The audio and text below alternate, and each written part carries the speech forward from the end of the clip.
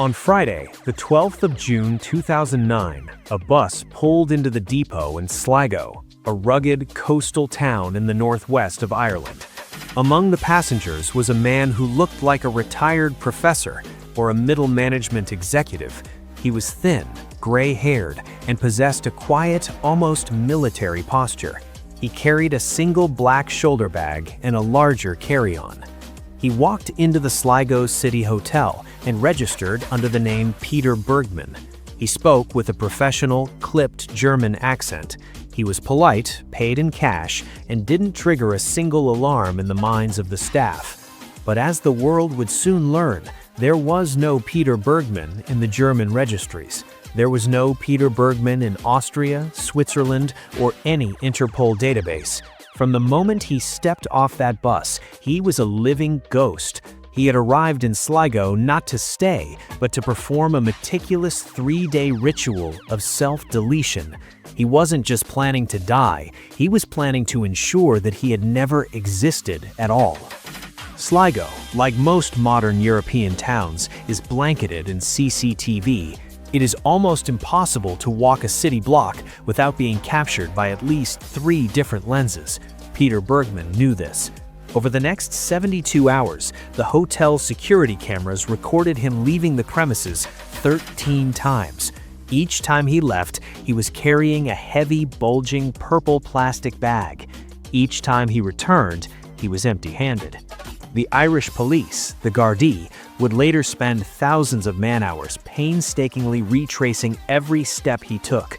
They checked the trash cans, they checked the public dumpsters, they checked the storm drains and the back alleys. They found nothing. This is the first impossible twist of the case.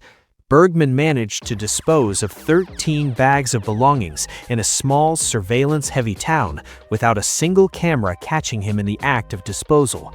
He didn't just walk, he navigated. He seemed to have memorized the blind spots of the city's security system. This suggests he wasn't a desperate man on a whim. He was a man with tactical training, perhaps a former operative who understood how to move through a monitored environment undetected. What was in those bags? To understand the psychology of Peter Bergmann, we have to understand the act of the purge. Investigators believe those bags contained his entire life, his real passport, his family photos, his house keys, his medical records, his cell phone. He was systematically dismantling his history and feeding it to the city of Sligo bit by bit. By the time he was finished, he owned nothing but the clothes on his back. While in the hotel, he was seen buying stamps in several thick envelopes. He sat in the lobby for hours writing. He wasn't just writing notes, he was writing letters. He was seen at the post office sliding those letters into the mail. To this day, the recipients of those letters have never come forward. Did he send his true identity to a loved one with the instruction to remain silent?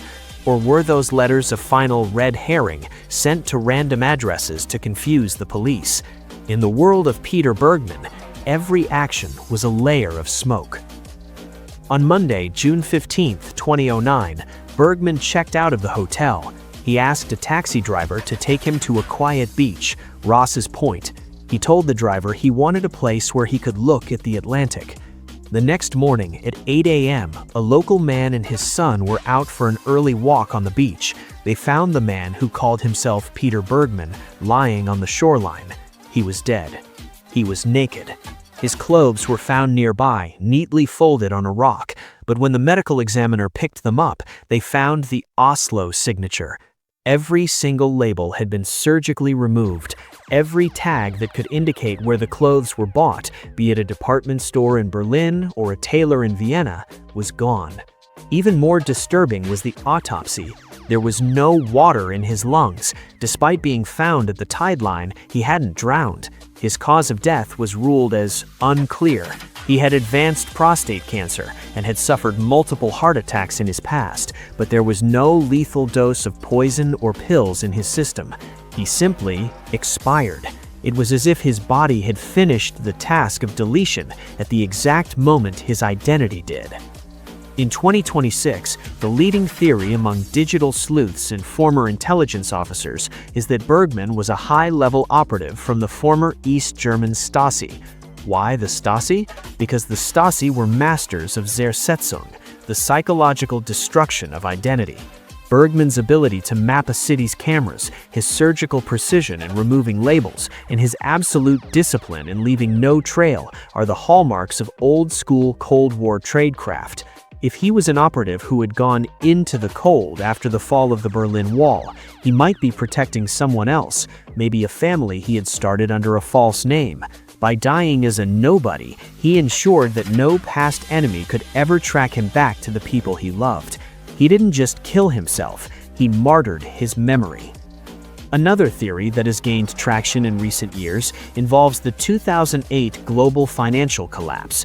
Peter Bergmann arrived in Ireland just as the Celtic Tiger was dying.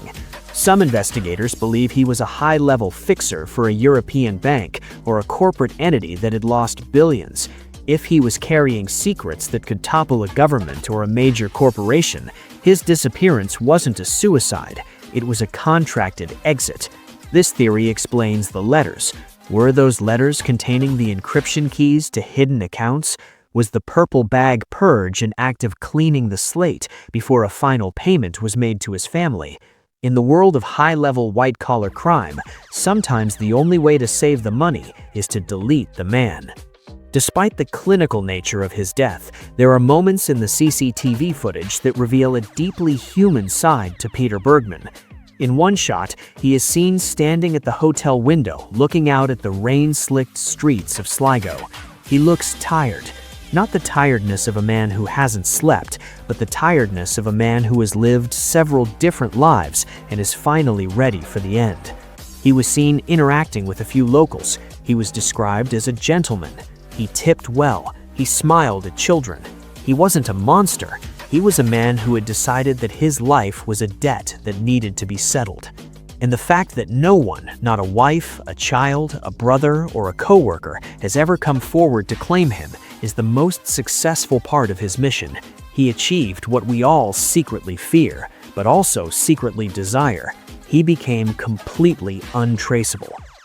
Today, Peter Bergmann lies in a plot in a Sligo cemetery. His headstone is simple. It doesn't even have his name. It just says, "In memory of a man known as Peter Bergmann." His DNA is in every database. His dental records have been broadcast to every dentist in Europe. His fingerprints have been run through the FBI, the BND, and the GRU.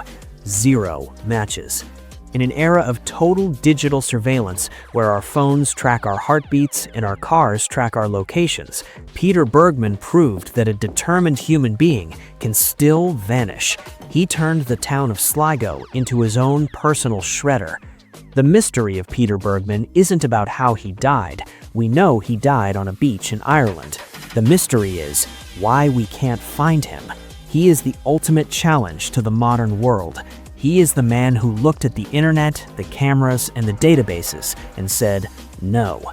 As you watch the CCTV footage of him walking through that hotel lobby with his purple bags, remember that you are looking at a man who was already gone. He was a ghost walking among the living, finishing the last few chores of a life he had already discarded. What was in the letters? Who was the real man behind the German accent? And why did he choose a small beach in Sligo for his final act? Maybe the answer is simpler than we think. Maybe he just wanted to look at the Atlantic one last time and know that for the first time in his life, he was truly, finally, nobody.